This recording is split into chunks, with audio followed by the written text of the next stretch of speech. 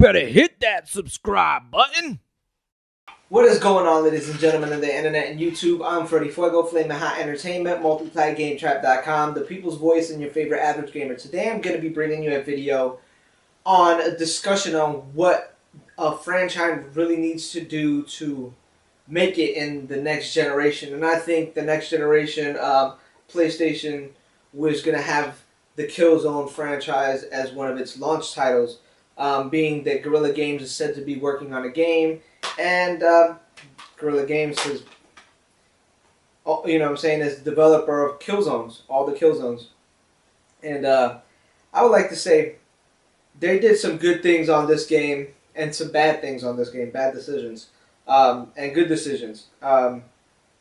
One good decision and bad decision was the way they made the character feel, was more moved towards the Call of Duty-ish player, and the Killzone 2 felt more unique in its the feel to it. The character felt more alive. He felt like, you know, took him a while to do things. You know, people don't understand. You know, you could only even the best soldier could only be at his best for a certain amount of time before he fatigues and starts moving sluggishly, and has to then move more thoughtfully and on every action that he takes to conserve energy and to move as fast as he can for the brief spurts of time. Well, Killzone 3 did a real good job when you played as a well, spoiler alert, if you defeated you defeated a Hellgas soldier and took all his gear. And the HUD, the way the HUD looked, the way it sounded, because you were, like, you know, when you breathed, it reverberated in your mask and everything like that. That's how the multiplayer should have been. The multiplayer should have acted like that. You were playing a Hellgas, you should have had some indication that you were a Hellgas, not looking just like an ISA. You know, the same view of the ISA. And some ISAs have the little look like a Dragon Ball Z power monitor or whatever, and they should have that. You know what I'm saying? They should have part of the screen that looks like that. You know, and it has that look.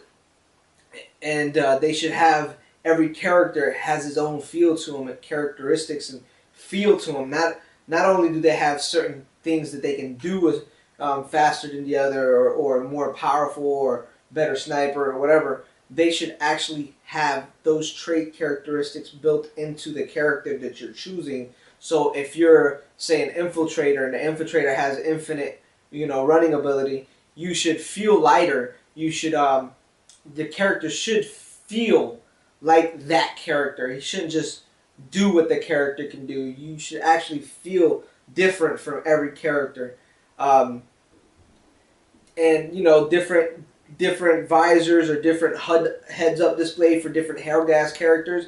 The sniper, I'm sure his Hellgas, you know, HUD looks totally different. It might have like little tracking, you know, reticles everywhere for different things, distinguishing, you know, say if this an ISA soldier or ISA engineer, or, you know, ISA sniper, you know, distinguishing them on the HUD, things like that. Things like that. Those are what gonna set a game apart. That's what's gonna make it feel unique and just give it that longevity that it needs, especially when you're playing online. Then they should have a custom character build.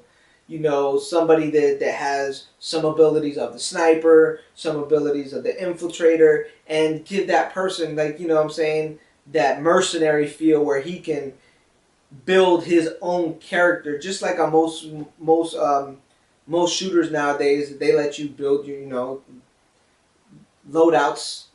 You build your loadout for your specific character, and that's what they should do. They should, you know, do that. I mean, you have the attack trooper, which was that one dude that had that they used on the skin,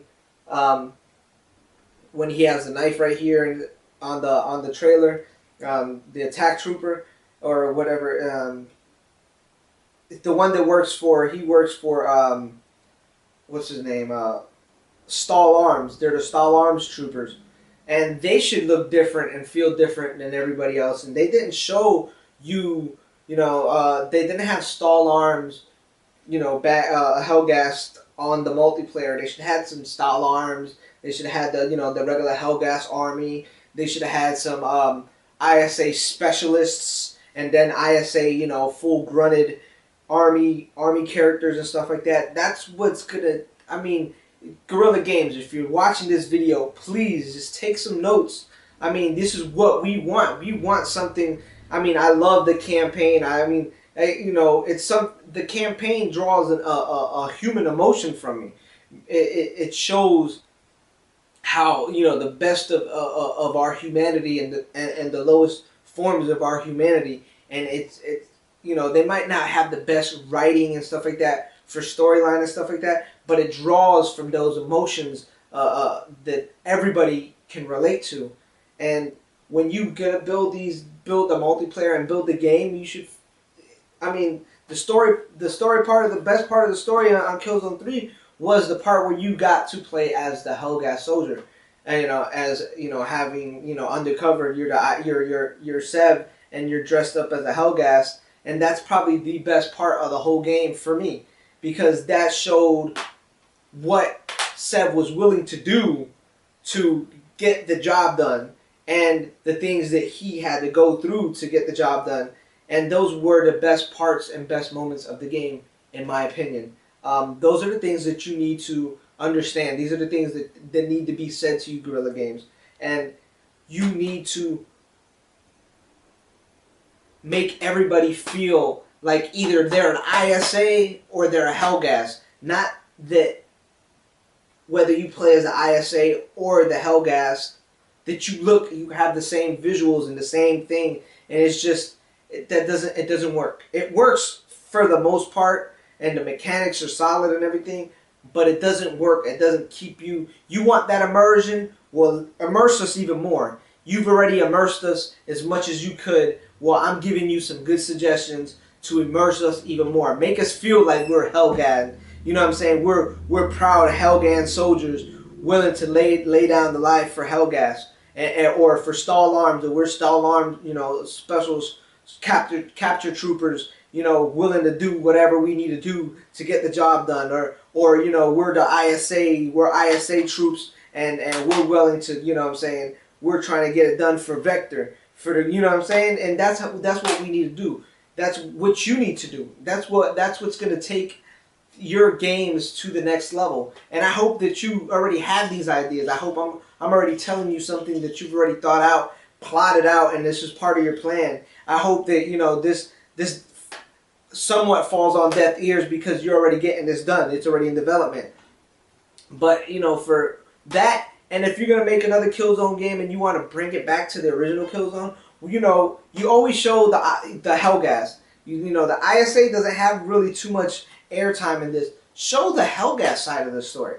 Show how they got thrown and they were banished from from the Federation or whatever, and how they were cast aside and felt that they've lost everything, and then built everything up from the ashes, and got to that point again. I mean, it would be awesome to see Killzone 1, 2, and 3 redid and on a PlayStation 4 console with all the hopefully a better graphical prowess and more more RAM, and everything just running more smoothly, and just see. To me, Killzone is one of the best looking shooters on any system, on any platform to date. Killzone 2 and Killzone 3. And it's mind-boggling that you went so far, but yet you were scared or didn't have the ideas that I have, and I could have done so much more with it. You know what I'm saying? I mean, maybe you need to hire people that are gamers for your think tanks to envision what the gamer wants to see from your game. Anyways, man, this is a video that I felt like I wanted to do for a long time. Like I said, I'm a big Killzone fan. not a fanboy, a fan. Like I said, you've made both Killzone 2 and Killzone 3 and Killzone 1, Killzone Liberation. They're all great games, but they haven't been raised to that level of pure, you know what I'm saying, awesomeness. You know what I'm saying? You know, Microsoft has Microsoft, the Xbox 360 has Halo, but you're not on that Halo status. You're almost there, but you're not on that Halo status. And you need to get there. You really do. Y'all have all the talent in the world to do it. I mean, all your games look, sound incredible. They're even Battlefield 3 to me is not on the level of Killzone 3. As much as I like Battlefield 3, didn't have such a great launch as Killzone 3. It doesn't have, the graphics ain't as good as Killzone 3. The everything fluid, the way it works is just, it's there. It's just, you've gave us a taste of what it could have been like, and then was like, boom, when we got to the part that gives it the longevity of the game, being the multiplayer. The 3D is awesome, and the sharpshooter function was awesome. You know what I'm saying? For people that use it and everything like that, it's awesome. I like it. 3D on the Killzone was the best 3D on any first-person shooter. But just take my advice. If you know what I'm saying, if you like something written, these are just thoughts, and that's how all first-person shooters should be. You know, they're starting to be bland. We need something that I mean, Brink almost did it, and it made people, you know, the characters felt different because they had different, you know, weight classes, how much they could parkour and stuff like that. But they failed on a lot of different aspects. This could use those ideas that I just mentioned. I hope that all my fans out there and all the fans of MPGT and all the fans of Killzone support this video, thumb it up, share it with people that like Killzone, and send it to Gorilla